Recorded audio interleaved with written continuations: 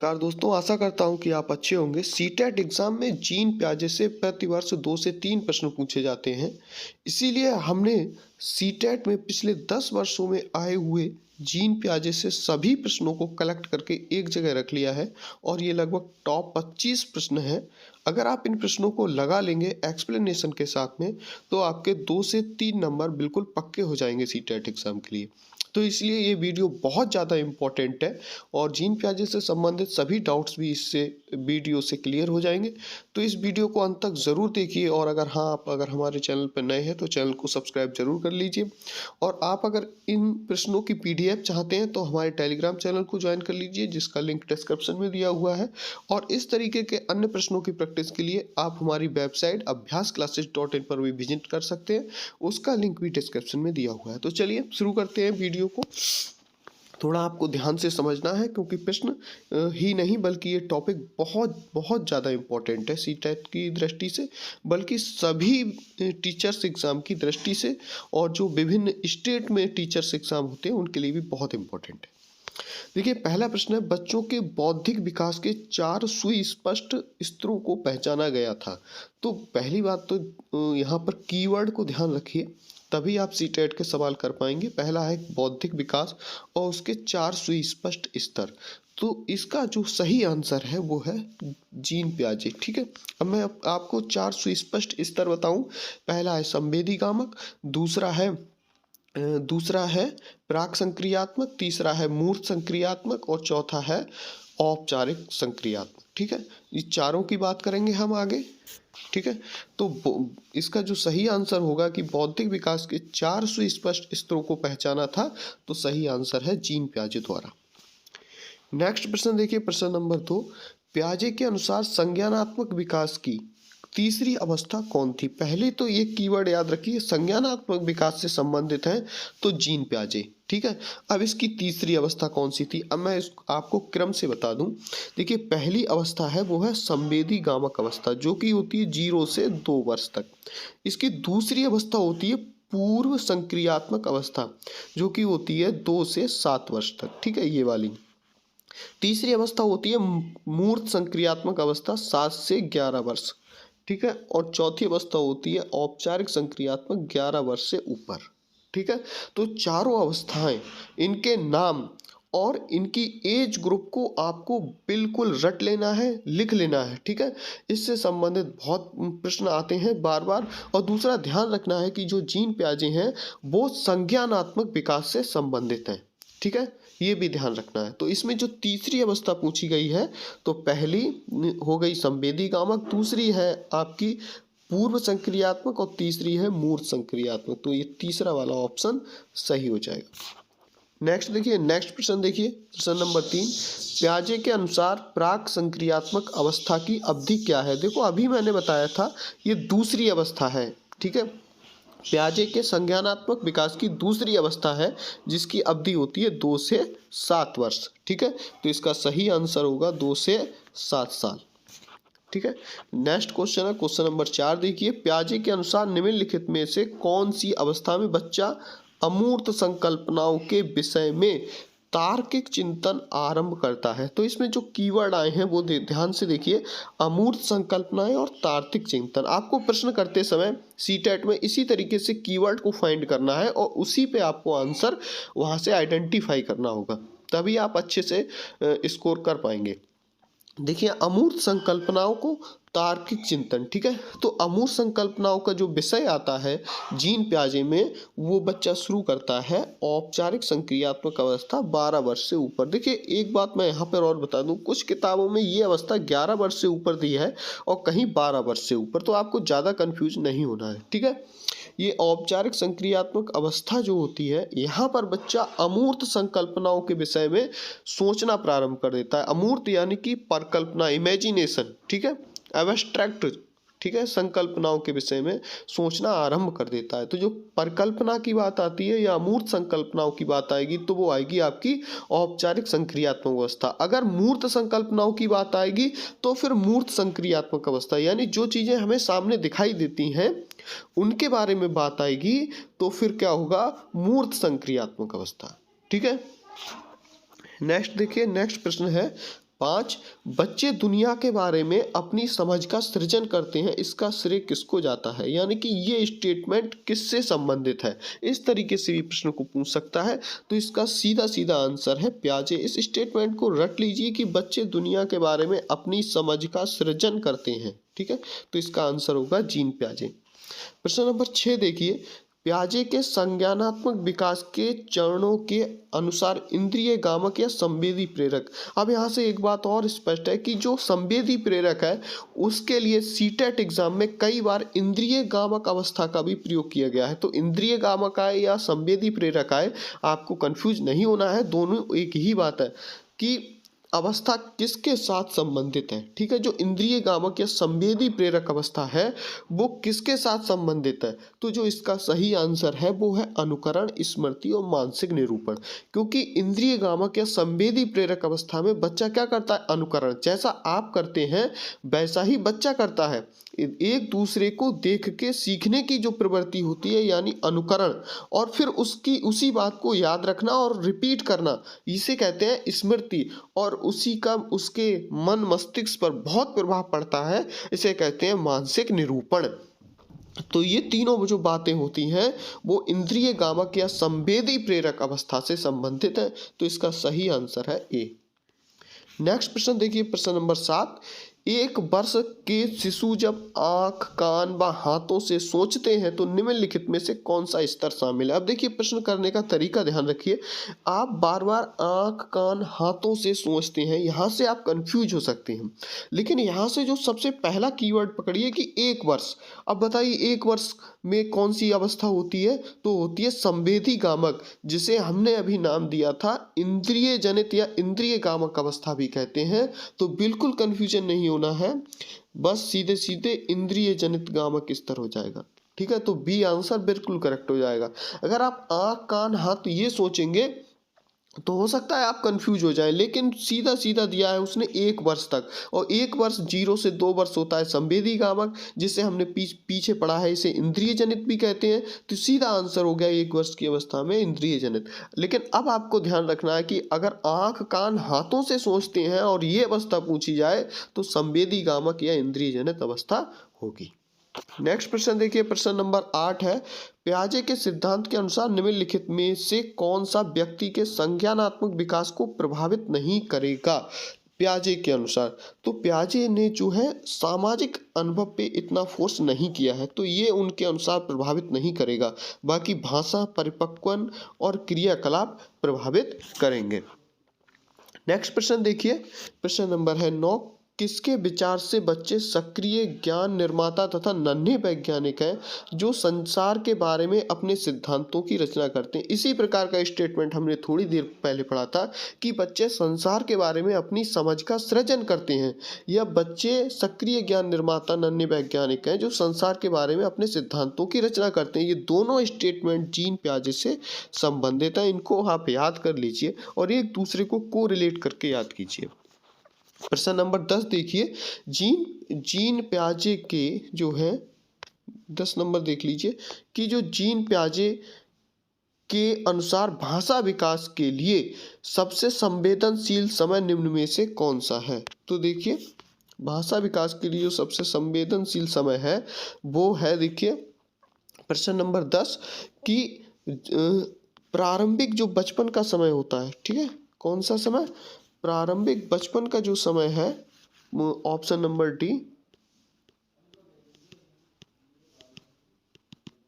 जो option number D है कि प्रारंभिक बचपन का समय, ठीक है। इसने कहा है कि जीन प्याजे के अनुसार भाषा विकास के लिए सबसे संवेदनशील समय निम्न में से कौन सा है, ठीक है। अभी मार्कर नहीं चल रहा था इसलिए थोड़ी प्रॉब्लम थी कि वो सही समय है कि प्रारंभिक बचपन का समय, ठीक है। तो जो प्रारंभिक बचपन का समय है, एक सेकेंड, कुछ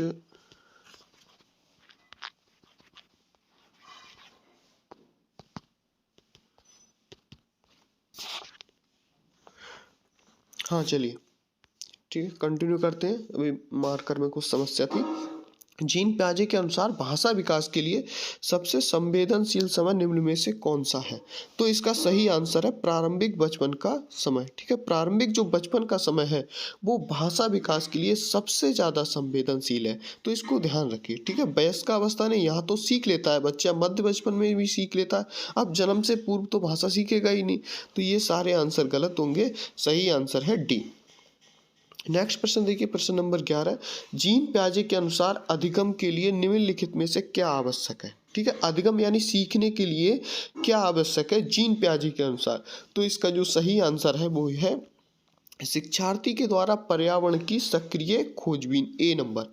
यानी कि पर्यावरण के साथ बच्चा जो खोजबीन करता है, जो देखता है, जो सीखता है, वही सबसे ज़्यादा आवश्यक है जीन पियाजे के अनुसार। ठीक है, बाकी ये सब गलत है। ठीक है, इनको ध्यान रखिए। नेक्स्ट प्रश्न है प्रश्न नंबर 12 देखिए, निम्नलिखित में से कौन सा कथन पियाजे के सिद्धांत के अनुसार नहीं कहा जा सकता? कौन सा नहीं कहा जा सकता यानी कौन सा गलत है? विकास गुणात्मक चरणों में होता है, बिल्कुल सही है। ठीक है, बच्चे अपनी दुनिया के बारे में ज्ञान का निर्माण उपयोग करते हैं, ये पहले ही हम पढ़ चुके हैं, ये भी सही है पियाजे के अनुसार। निरंतर अभ्यास से अधिगम होता है, अथवा बच्चे अपने पर्यावरण पर क्रिया करते हैं, पर्यावरण पर क्रिया करते हैं, ये भी हमने पिछले क्वेश्चन में पढ़ा था। ठीक है, उसी से सीखते हैं, खोजबीन करते हैं पर्यावरण के साथ। लेकिन निरंतर अभ्यास से अधिगम होता है, ये गलत है, पियाजे के अनुसार गलत है। लेकिन ठीक है, तो इसका जो सही आंसर होगा वो होगा सी, कि निरंतर अभ्यास से अधिगम होता है। ये पियाजे के अनुसार अगर आए तो ये गलत स्टेटमेंट होगा। बाकी तीनों स्टेटमेंट हम पीछे पढ़ चुके हैं, तो तीनों स्टेटमेंट सही है। प्रश्न नंबर 13 देखिए, कि जो जीन पियाजे हैं, कि जीन पियाजे के सिद्धांत का प्रमुख प्रस्ताव क्या है? ठीक है, जो प्रमुख प्रस्ताव है जीन पियाजे का वो क्या है? ठीक है, बच्चों की सोच वयस्कों से बेहतर होती है। ठीक है, बी है बच्चों की सोच मात्रात्मक रूप से वयस्कों से भिन्न होती है, या बच्चों की जो सोच गुणात्मक रूप से वयस्कों से भिन्न होती है, बच्चों की सोच वयस्कों से भिन्न होती है। तो इसका जो सही आंसर है वो है सी, कि बच्चों की सोच जो है गुणात्मक रूप से जो है वयस्कों से भिन्न होती है। इसको ध्यान रखिए कि बच्चों की जो सोच होती है वो क्वांटिटेटिवली नहीं बल्कि क्वालिटी में जो होती है वो बच्चों से अलग होती है, क्योंकि वो अलग तरीके ही सोचते हैं, अलग पैटर्न पर सोचते हैं। ठीक है, नेक्स्ट प्रश्न देखिए, प्रश्न नंबर 14 देखिए, संज्ञानात्मक विकास की किस अवस्था के दौरान बच्चा अपने स्वकेंद्रित चिंतन यानी कि अपने ऊपर, ठीक है, कीवर्ड है स्वकेंद्रित चिंतन, तो ये किसके अंतर्गत आएगा, किस अवस्था के अंतर्गत? तो देखिए ये आता है मूर्त संक्रियात्मक अवस्था के अंतर्गत। ठीक है, इस अवस्था में पहुंचने पर, यानी कि जो अवस्था होती है 7 से 11 वर्ष, इसमें पहुंचने पर बच्चा अपने ऊपर सोचने लगता है। ठीक है, तो अमूर्त की बात आए तो ध्यान रखिए हमेशा औपचारिक होगा। ठीक है, प्रश्न नंबर देखिए 15 जीन पियाजे के अनुसार विकास के किस स्तर पर बच्चे में परिकल्पना आधारित निगमनात्मक, यानी परिकल्पना कीवर्ड आ गया, आधारित निगमनात्मक तार्किकता विकसित होती है और वैज्ञानिक सोच उभरना शुरू होती है? तो दो कीवर्ड ध्यान रखिए यहाँ पे, वैज्ञानिक सोच और परिकल्पना। तो परिकल्पना मैंने बार बार बताया है वो आता है औपचारिक या अमूर्त। ठीक है, तो ये सही आंसर हो गया आपका अमूर्त संक्रियात्मक। एब्स्ट्रैक्ट के बारे में जहाँ सोच होगी, यानी जो चीज़ दिखाई नहीं देती है, जो चीज़ ठोस नहीं है बच्चे के सामने, जो जिसे हम बच्चे के सामने दिखा नहीं सकते, यानी इमेजिनेशन, वो कल्पना करना कब से शुरू करता है? तो वो है 11 या 12 भी मिलता है किसी बुक में, तो वो 11 वर्ष से ऊपर। ठीक है, नेक्स्ट प्रश्न है प्रश्न नंबर 16, पियाजे के संज्ञानात्मक विकास सिद्धांत के अनुसार एक बच्चा किस अवधि में तार्किक सोच में सक्षम होता है? अगर रीजनेबल, ठीक है, क्या कहते हैं इसे, रीजनेबल, ठीक है, तार्किक सोच के बारे में जो सोचना शुरू करता है वो है मूर्त संक्रियात्मक अवस्था। ठीक है, तो इसका ए सही है। बच्चे को हम कोई चीज़ दिखाते हैं, फिर उसके बारे में वो रीजनेबल सोचता है ये कैसे पॉसिबल है, तो फिर वो क्या होता है, मूर्त संक्रियात्मक अवस्था, यानी कि 7 वर्ष से 11 वर्ष के अंदर ये सोचना शुरू कर देता है। तो तार्किक सोच को याद रखिए, परिकल्पना को अमूर्त से दर्शाइए और तार्किक सोच को मूर्त से दर्शाइए। ठीक है, नेक्स्ट प्रश्न नंबर 16 देखिए, पियाजे के अनुसार सूचना प्रक्रिया की कौन सी अवधि स्कीमा के निर्माण में मदद करती है। ठीक है, स्कीमा के निर्माण में, स्कीमा यानी कि सूचनाओं का संग्रह, छोटी छोटी सूचनाओं का जो संग्रह होता है वो स्कीमा निर्माण कहलाता है। तो मदद करती है वो है समायोजन, एडजस्टमेंट सॉरी। तो समायोजन, ठीक है, इसका जो सही आंसर होगा वो समायोजन, क्योंकि बच्चा धीरे धीरे किसी चीज़ों के बारे में सोचता है, देखता जाता है, फिर उसी तरीके के विचार उसमें एडजस्ट होते जाते हैं। ठीक है, तो ये होता है समायोजन। नेक्स्ट देखिए प्रश्न नंबर 18, जीन पियाजे के अनुसार बच्चा किस अवस्था में प्रतीकों भाषाओं के प्रयोग का कौशल प्राप्त कर लेता है? प्रतीकों और भाषाओं के कौशल को प्राप्त कर लेता है, तो ये है पूर्व संक्रियात्मक अवस्था 2 वर्ष से 7 वर्ष, क्योंकि प्रतीकों को और भाषाओं का प्रयोग 2 वर्ष से 7 वर्ष में बच्चा भाषा को आराम से सीख जाता है। ठीक है, और प्रतीकों को भी सीख लेता है, तो ये होगा भाषाओं प्रतीकों की तो पूर्व संक्रियात्मक अवस्था।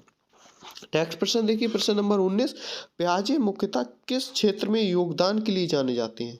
भाषा विकास, संज्ञानात्मक विकास, नैतिक विकास, सामाजिक विकास। तो आपको पता होना चाहिए जो पियाजे हैं वो है संज्ञानात्मक विकास। ठीक है, कौन सा विकास? संज्ञानात्मक विकास, कॉग्निटिव डेवलपमेंट।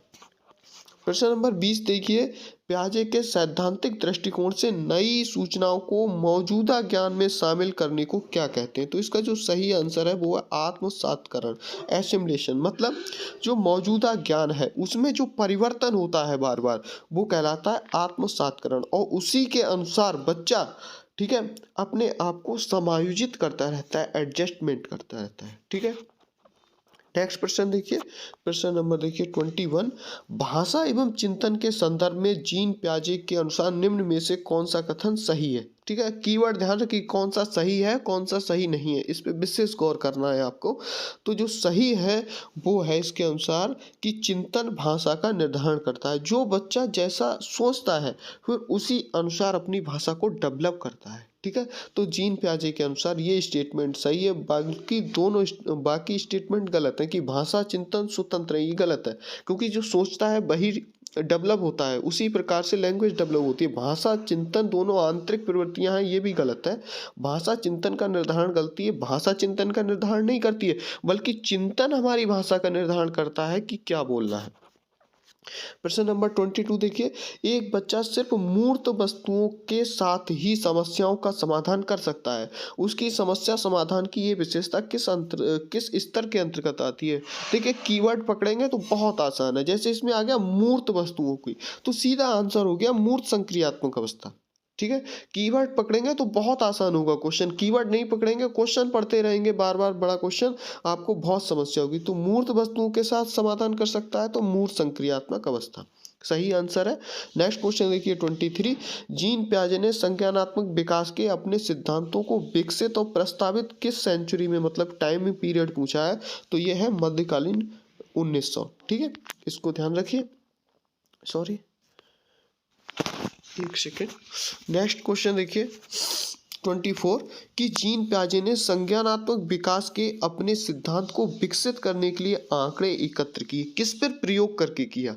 ठीक है, जैसे थॉर्नडाइक ने सीखने के सिद्धांत बिल्ली पर, पावलोव ने कुत्ते पर, ठीक है, अलग अलग किए थे, लेकिन जो स्किनर ने जैसे चूहे पर प्रयोग किए थे, इसी तरीके से जो संज्ञानात्मक विकास का जो पैटर्न जीन पियाजे ने विकसित किया है, या जो थ्योरी विकसित की है, वो अपने बच्चों को देखकर। ठीक है, तो इसका सही आंसर है अपने बच्चों को देखकर।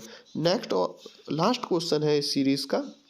फिर से मैं कह रहा हूँ, अगर आपने हमारे चैनल को सब्सक्राइब नहीं किया है तो चैनल को सब्सक्राइब कर लीजिए, हमारे टेलीग्राम चैनल को जरूर ज्वाइन कर लें, और आप हमारी वेबसाइट abhyasclasses.in पर भी विजिट कर सकते हैं। चलिए लास्ट क्वेश्चन देखते हैं कि पियाजे के अनुसार एक शिक्षक का जो व्यवहार है वो किस तरीके का होना बहुत ज़रूरी है। तो सही आंसर है वो है गतिशील और लचीलापन। ठीक है, गतिशील और लचीला होना बहुत ज़रूरी है, तो इसको भी ध्यान रख लीजिए। ठीक है, मिलते हैं नेक्स्ट वीडियो में। आशा करता हूँ वीडियो आपको अच्छा लगा होगा। मिलते हैं नेक्स्ट वीडियो में, तब तक के लिए जय हिंद, वंदे मातरम।